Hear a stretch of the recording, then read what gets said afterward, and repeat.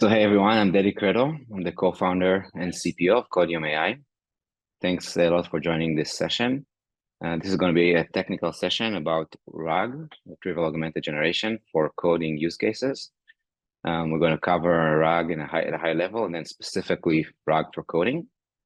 And then we're going to go into some use case demonstration as well. So without further ado, I'm going to go ahead and share my screen. Okay, so let's get started. Make sure I'm unmuted. Okay, perfect. Okay, as I mentioned, we're going to start by covering RAG at a high level. And for coding, we're going to go into specific strategies for applying RAG to very large code bases. And then we're going to see some RAG in action. So first of all, what is RAG? Essentially, in RAG, we're trying to take a certain question from a user, for example, and we're trying to add additional context to that question and give that context to the model in order to produce a more accurate, relevant, and contextual answer. The RAG pipeline is broken down into two main sections or areas. First is when we are actually indexing our data. So in advance, we're taking certain set of documentation of docs or files. We're then creating a set of chunks from them, and then we generate vector embeddings, and that is being saved in a vector database. Once that is saved, we can then use that data and retrieve it using smart retrieval during the actual query of a user. So for example, if I ask for a given code base, like how do I authenticate with a database? The idea here is that at query time, my query is then going to be converted into an embedding, which is essentially a set of numbers. And that using that embedding, the retrieval algorithm will retrieve relevant information from my code base. And then that will be fed into the model, which can either be a foundation model or a certain fine-tuned model. And then that would help the model to produce an accurate answer for my question, taking into account the contextual information from my code base. And this is obviously relevant for many different use cases, not just for coding. Okay, that's at the very high level. Again, we're trying to incorporate relevant external knowledge that the model did not necessarily train on in advance, and then combine it in the actual prompt and do it in a smart way. So why is this important for why is essentially contextual awareness important for enterprise code bases, and especially for large code bases? What we want to do is that when a developer asks a question in a chat, for example, inside their IDE, we want them to get accurate information that is based on their specific code and based on the best practices of their specific organization, in order to get an answer that is not kind of a generic answer based on the data that the model was pre-trained on, but a very accurate contextual answer based on their specific code base and their specific services or components that are in their code. I'm going to start with a quick poll here. So let me see if I can do that. This. Okay, I'm going to launch the poll. Okay, so I'd like to gather some information from you guys. So do you believe that the lack of contextual awareness is a barrier for adopting generative AI coding tools in your organization? Is it important? Do you think this is an important topic or not? So we're starting to see the answers rolling in. And yeah, it seems like there's more than 60%. Yeah, somewhere around the 60% that are saying that, yes, it is a major barrier. We have a quarter of the folks that are saying about that it is a barrier, but it's a minor one. And then I see like around 11% that are saying that it is not a barrier. It's 10% now. I'll give it a couple more minutes. And as you can see, based on the responses, this is a very, very important topic. We believe that, like I specifically believe that for coding agents, coding assistants to be adopted in the enterprise, the coding agent has to have the context of your code, the code bases. And it has to be able to intelligently gather the right information when producing an answer or a suggestion to a user, giving a specific coding scenario. Great. So end this poll. And let's share the results so everybody can see it. So we're at 63 for a major barrier, 28% for a minor barrier, and 11% for no, it's not a barrier. Okay, wonderful. So I'm gonna move on to the next slide. Okay, so applying RAG to large-scale repositories. So the first area that you need to think about when you're doing RAG for code is how you actually do the RAG pipeline. How do you go in and actually index the code? The first step is to retrieve the files from the code base. Okay, so given a certain repo or many repos, we need to be able to retrieve the relevant files. Now, in some cases, you'll have certain files in repos that you may not want to index, you may want to ignore.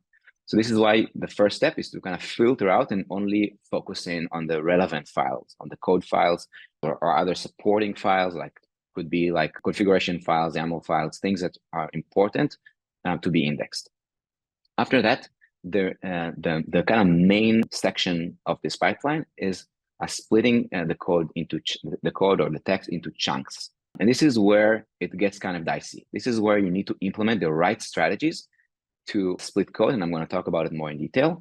But at a high level, we're talking about splitting the code in an intelligent way into different chunks, and those chunks will then get embedded into vectors that will then go into the database. There is one more step in the process, which is called chunk descriptor, which is something that we've added to our pipeline, which describes the code as well. And I'm going to touch on that more in detail in a few slides.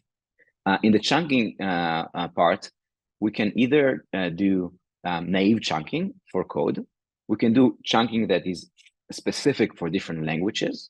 For text like Markdown files, and obviously that's more simple, I would say. And then we can have dedicated splitters for different use cases, okay? For different types of files that we want to create specific chunking strategies around them in order to improve the results eventually. Are the chances that when a user types in a question, for example, in a chat, that the relevant information will be retrieved. Okay, so the way we kind of break down the strategies and the challenges around RAG is into three main areas: the chunking that I started mentioning, contextual embeddings, that this is the area where we generate descriptions for the code. And then there is an important step of actually retrieving and then filtering and ranking. Okay, and in each area, one of these areas, there are different challenges. Let's talk a little bit about naive chunking, but maybe before I do that, I'm going to see if there is any questions in the chat. Okay, so if you have any questions in the chat or any questions generally for things that I'm mentioning here, feel free to type that in the chat and I will answer. Great. So naive chunking. As I mentioned, for natural language, in natural language, we have clear separations between paragraph and sentences, and that helps us to do the chunking. There are clear strategies around it, like trying to incorporate specific paragraphs and sentences. For code, naive methods struggle. So if we will try to just split based on the number of characters, or even do more accurate or more sophisticated challenges, sophisticated methods, there are still significant challenges for code because of the way coding languages are structured. And I see that Danny you raised your hand. 1 second. Yeah, Danny, I see you're raising your hand, but I'm not seeing you're not writing anything about it. So I'm going to just move on and continue. Okay, going back to this. Okay, so the main issues with naive chunking is that the boundary definitions are the issue. You do not want to include irrelevant information or incomplete information. And that really impacts the AI model's performance. So for example, if you take a certain method within a class and you're not able to index it entirely, or you're taking in partial methods or partial classes, or you're indexing methods, but you don't have the right information for the model to know how to use that method, that can affect eventually the performance and the accuracy. Okay, so what we've done in order to solve that, I see another attendee that raised their hand. I see several people raising their hands, and I'm not sure why. And I'm just going to verify for a second that everything is good. Okay, I understand that the chat is disabled from some reason. I'm going to try to see if there's something I can do to enable it. So I apologize. I'll stop sharing for a minute. Try to see if there's anything I need to do in the chat. Okay. I think I may have gotten it figured out. Can someone type a question in the chat and see if the chat is actually working? Okay, great. Thanks, David. Okay, so looks like the Q&A is now working. Apologies for that. Feel free to type questions as we go. Okay, I'm gonna go ahead and share my screen again. 1 second. Okay, so how did we approach the chunking challenges? First, we started by leveraging some wonderful open source that was implemented, was built by Sweep AI for more cohesive chunk creation. It actually leverages another open source called Tree-Seeder that uses smart parsing for languages in order to create more logical chunks. This was actually adopted by Llama Index as well, but there are still challenges that we've encountered with that. There is issues with boundaries. There's also additional complexities with large-scale code repositories. And more specifically, if I go here, like if you're thinking about like intelligent chunking strategies, the chunk sizes should be really flexible in order to include not only like specific sections of the code or like specific methods or classes, but also additional chunk definitions, like the import statement, for example, or the file path. This is important information for the model to know when they actually produce an answer. So these are things that we're missing in the current implementation, and we've implemented strategies in order to cope with that. And then also for different file types and different use cases, you may want to incorporate different strategies for chunking. So for example, to index like Swagger, like OpenAPI files, you want to have smart chunking that takes into account the different endpoints. So you don't want to have like a chunk that breaks the endpoint in the middle, and you want to cohesively do that. Okay, so here are some examples for that. So a more naive chunking approach, in this case, I have a class that includes several methods within it.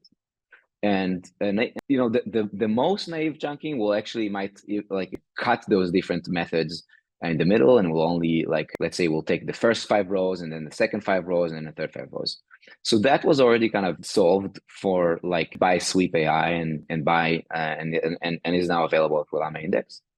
But what we've done on top of that is we've added additional context around the chunks. So instead of just bringing in, for example, the method, we're also bringing in to the chunk additional supporting information, because it's important for the model to know that this str method is a part of a larger class that is called complex number. And this is the initialization of that class. And these are the import statement.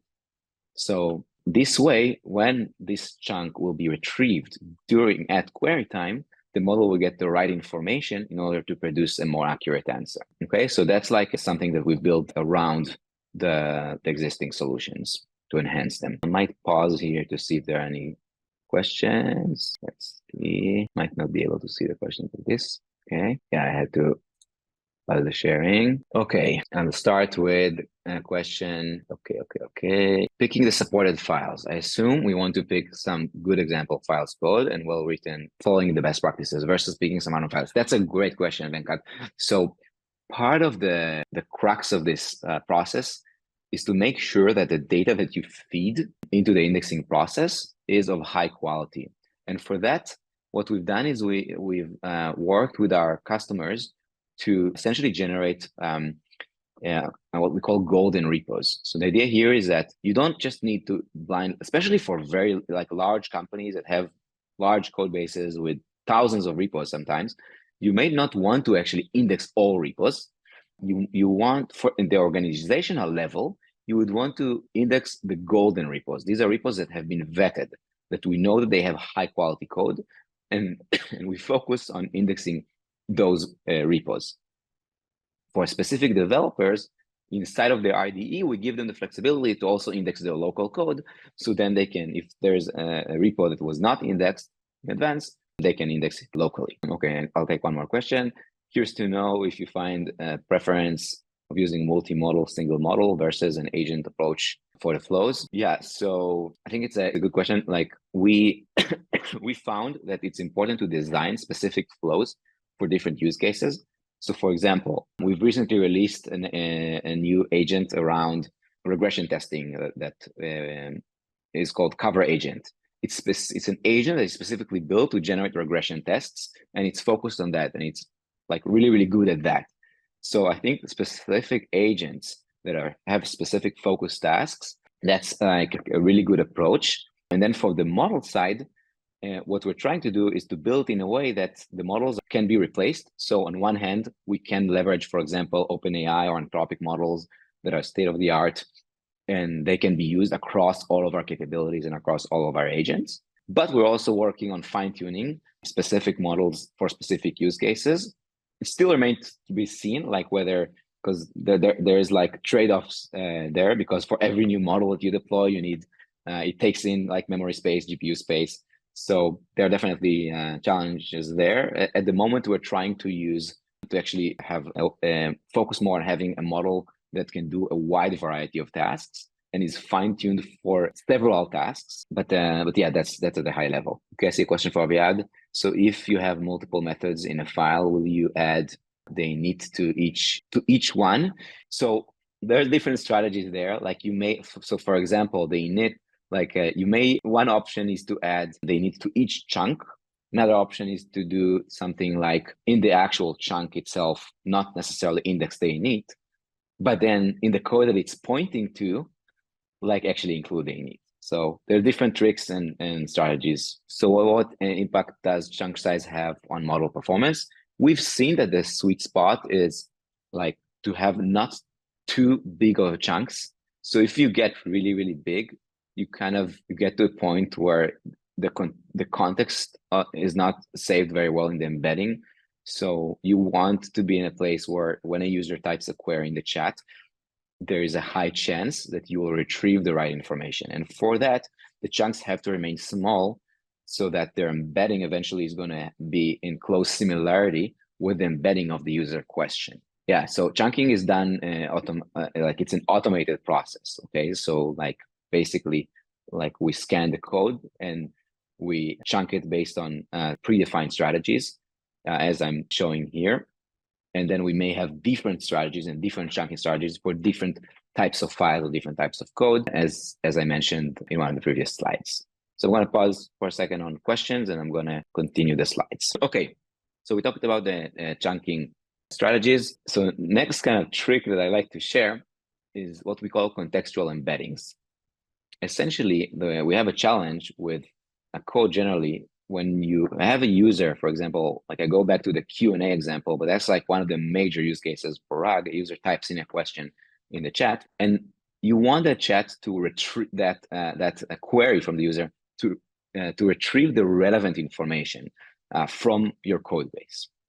And this can happen like because the user query may be like it will be similar in embedding space to the actual code, but it could be but it's not always going to be the case. In order to increase the chances of that actually happening, what we do is when we index the code, we actually generate textual descriptions of the code. So here you can see an example where you have a code and then you have a simple several paragraphs. You don't want it to be too big or too complex. And then you embed that as well. So when a user types in a chat, types in a question in the chat, there's a higher chances that it would actually like hit that chunk because it also has the textual description. Similarly, you can also add doc strings to the code, but then you actually add that into your code, and you don't necessarily want to do that. It's another approach, an option to do it. But instead of adding the doc strings, what we do it is separately, like we enriched the embedding with additional context in a free text format. And this is a really nice trick that is working quite well for us. And then eventually when you combine it all together, this is how the process looks. The user types in it, and there is a certain query, like it could be a chat, it could be like maybe a command that we have set of commands in our IDE plugin, for example, like an improve command or that reviews the code and suggests enhancements to the code. So we take that query, we generate an embedding for that query. Essentially, these are numbers in vector space. Based on the similarity, we retrieve the relevant information from the database that was pre-indexed. Then we have a set of retrieved chunks. So imagine like there was a user query, we converted it to embedding, we did the similarity search, and then we found like 30 chunks or 40 chunks or whatever, depending on how we define it, that are potentially relevant. Okay.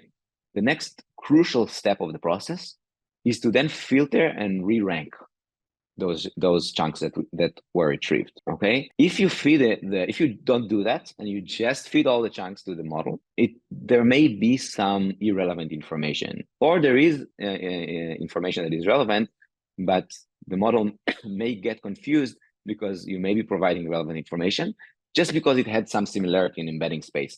So there's another step to filter and re-rank. We actually use an LLM to do that, and that's an important step. Is to take the user question, the retrieved chunks, and then essentially feed that into a model and filter out irrelevant chunks or irrelevant information. And only then on the selected chunks, actually use those plus the user query, obviously, to produce the final answer. Actually, before I do that, maybe I'll stop again and see if there's any additional questions. Let's see. Okay, I'm going to try to take a few more questions before I continue. How do you approach DSL like Ansible or Terraform? So the right way to do that is to build, like in at least like the way I see it, is to build specific strategies for those DSLs. Okay, and this is a lot of like also how you get better and better is by adding specific strategies for different types of files. Recently done one for like Swagger files, for example, for OpenAPI, and there's like other ones that we're doing as well. And you for each one of them, you need to analyze the use case. You need to think through how it would make sense to do the chunking. Okay, I'm going to pick a few more.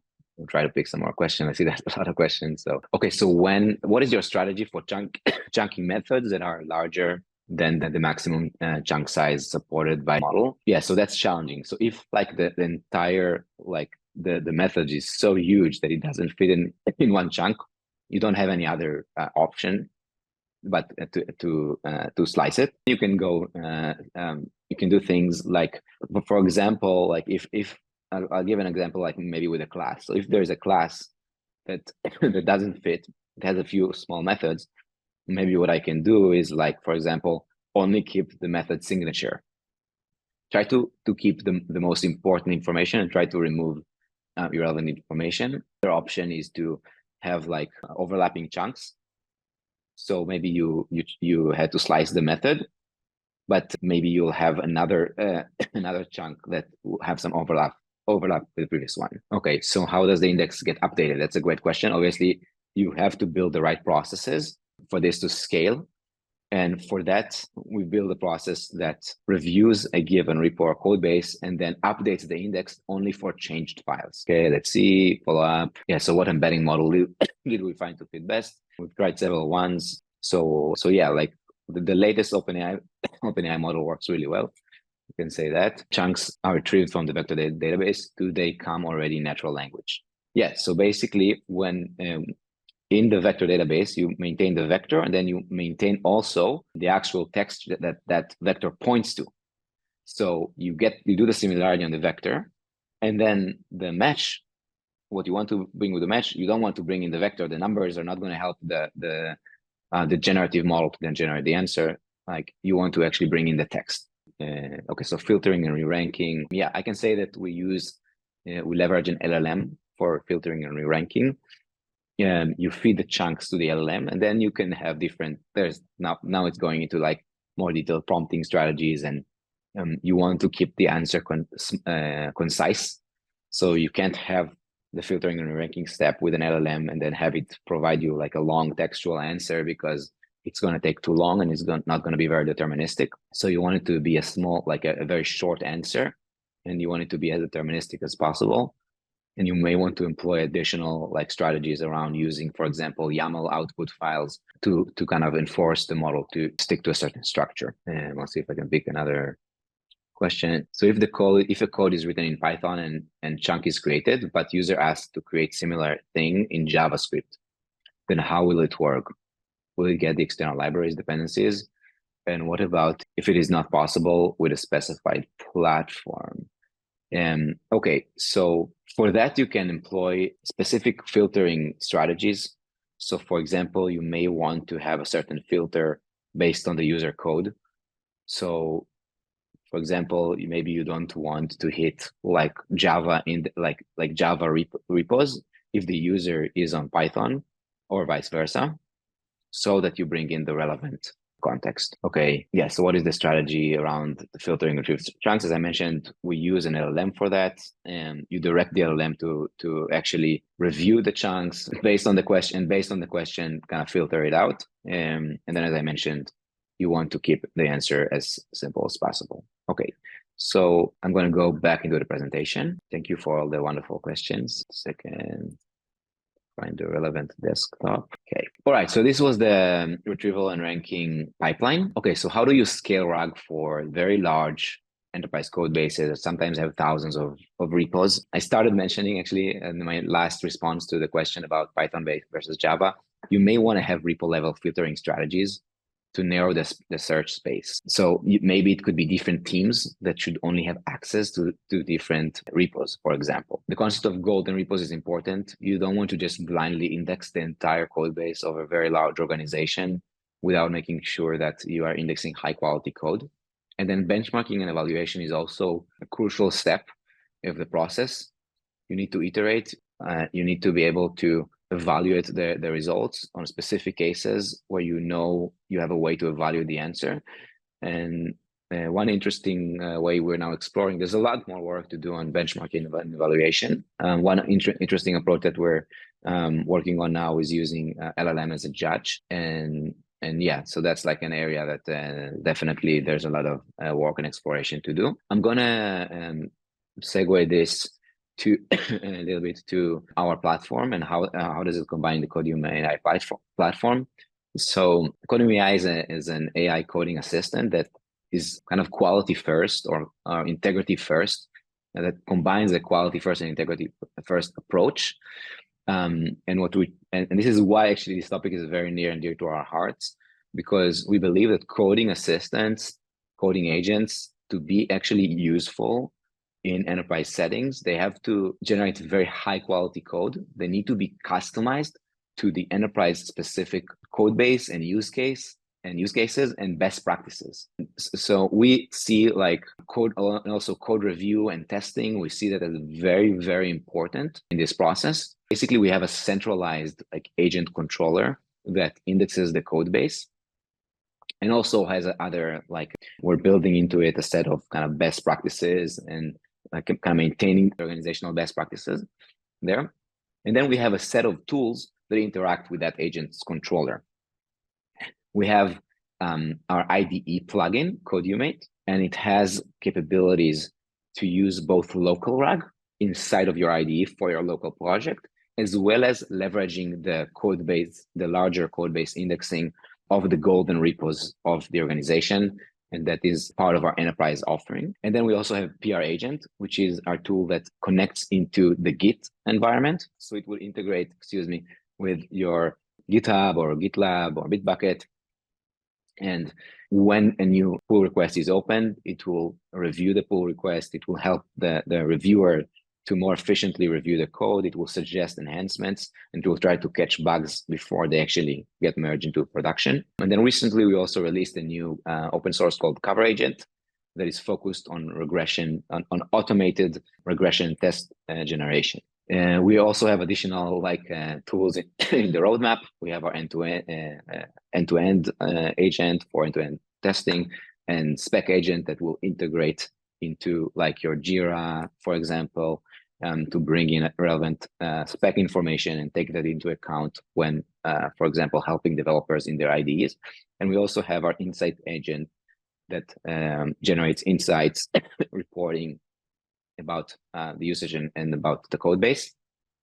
And the behind the scenes, we have, as I mentioned earlier, our approach is we support several different models, and we have like a variety of deployment options as well.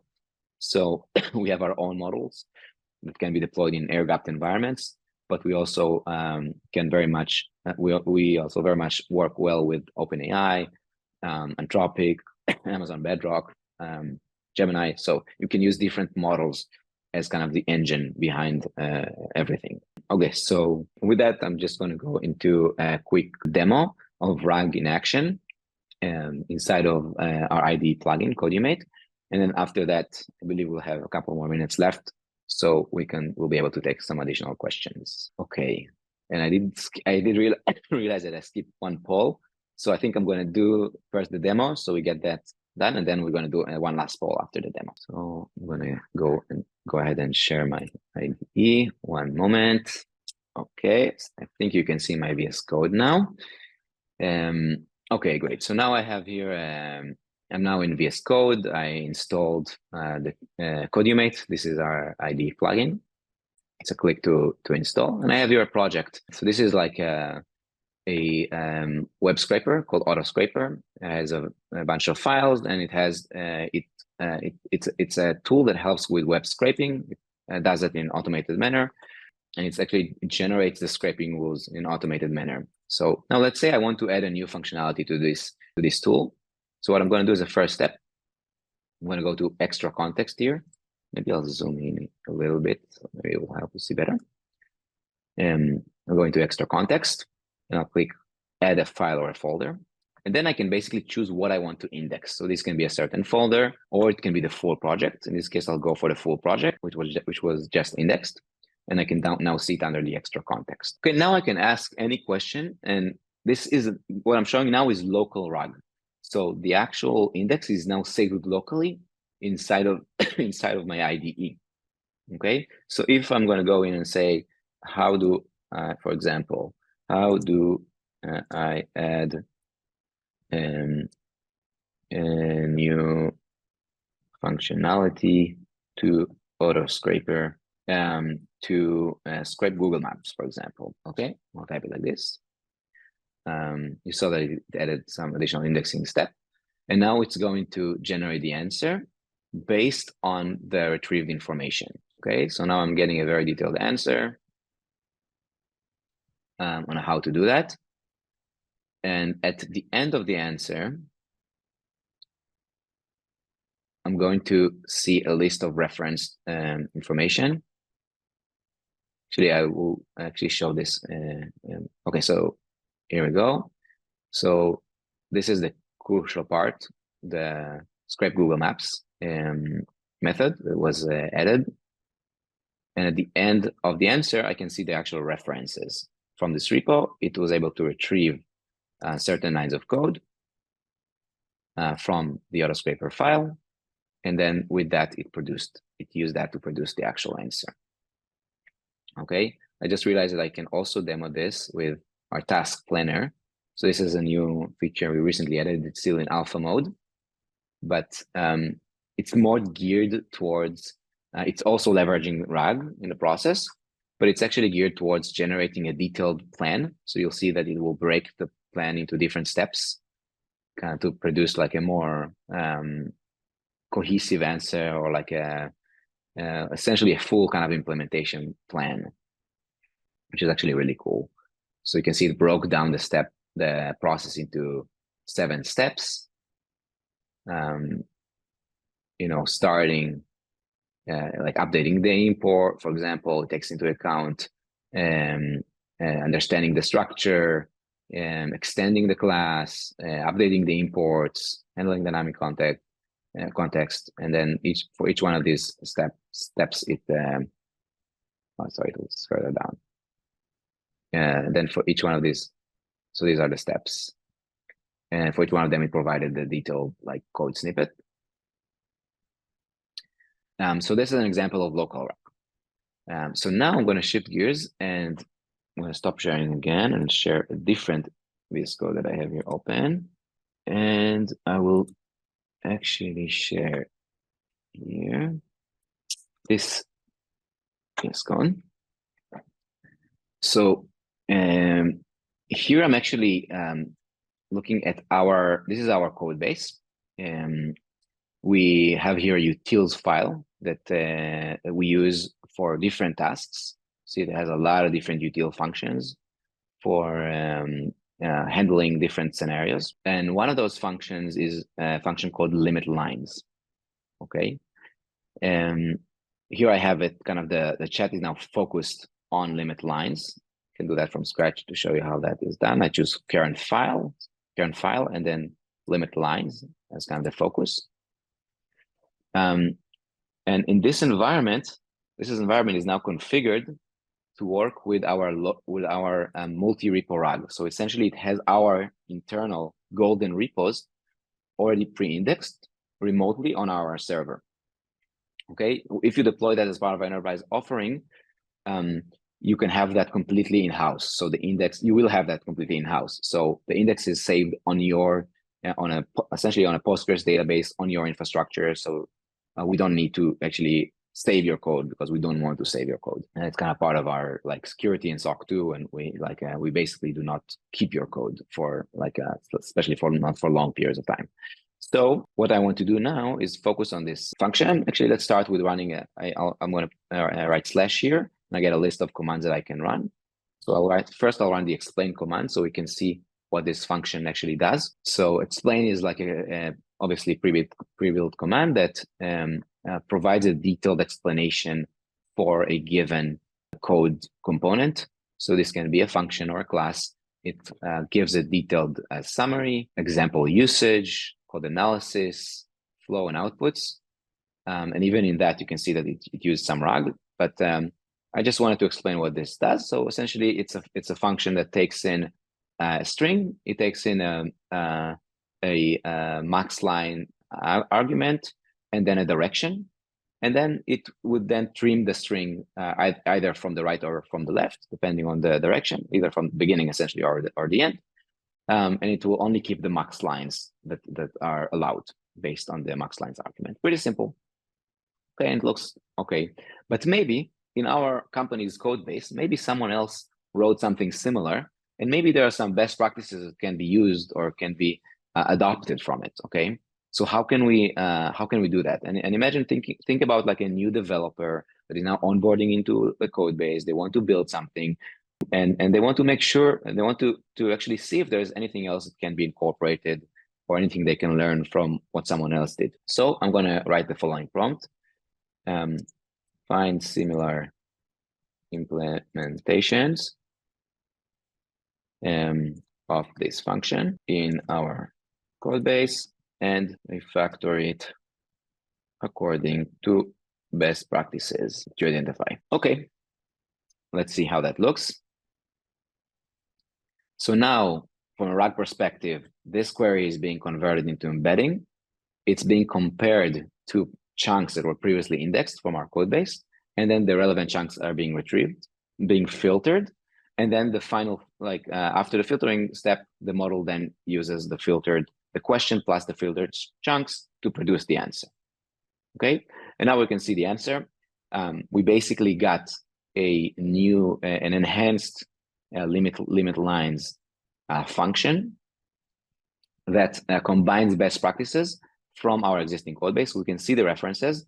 It brought in information from this repo that was relevant, but also from 2 other repos. I can see the actual code lines from those repos.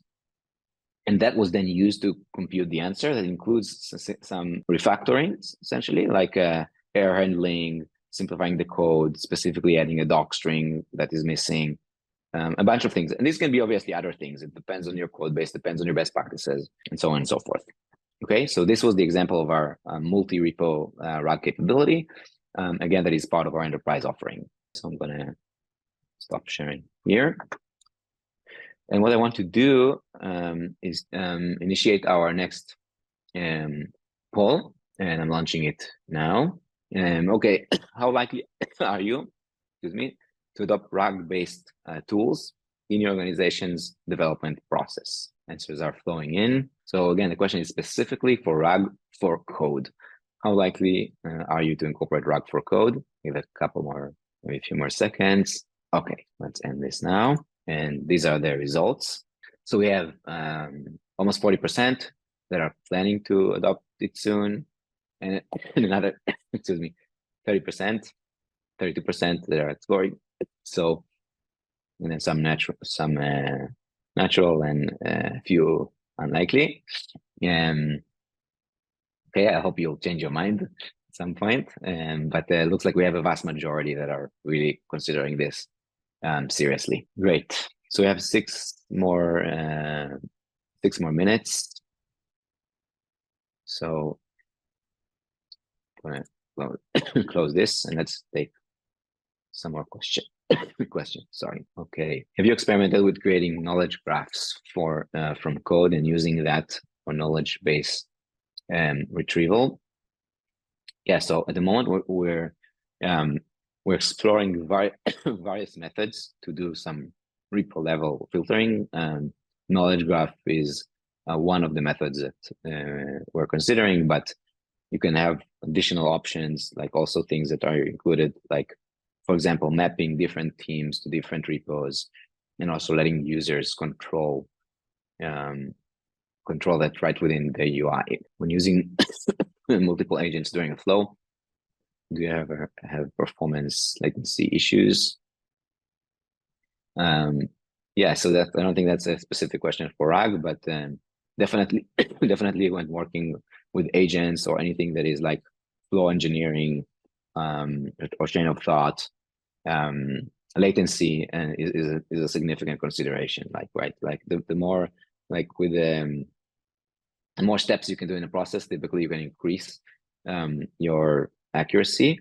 You can have the model reflect on its answers. You can have additional verification steps, but it's always a trade-off. It's always a trade-off of latency and performance. Okay, let's see if there's another question I can take. Is it paid? If so, do we have an option to try it out for some time? Yes, of course. And there's an option. We offer trials. If you download the plugin, you will get automatically enrolled into a free trial of 2 weeks that will include both our ID plugin and our PR agent, our Git plugin that I didn't even touch on here. But it's also a very, very strong tool to help with code reviews. So yeah, and then we can also do customized trials, and yeah, of course, like we can do customized trials and extend it, and really depending on the size of the organization and the use cases, we can take it from there. Okay, so the text that you generate for code chunk, is it for every chunk or every logical code block of the chunk? Like if, say, a chunk has multiple logical code blocks, how do you generate prompts? I'm assuming you're referring, Vikash, in this question to the description that we generate, the descriptor process that I mentioned. And for that, we take the entire code chunk and we generate a description for like what the code is doing there, right? So it could be, so it typically, like the way we build the chunks, like typically it's like a method or a class or some cohesive piece of code. Yeah, so RAG in autocomplete is definitely a challenge. It's something we're still kind of like working through. And you're right, Kazi, that the main issue there is also performance. So yeah, one way is to kind of do it in advance, like when you can already, like when a user works on a certain piece of code, you can already generate the relevant embeddings and pre-retrieve relevant code and then use that. Great, we're right on time.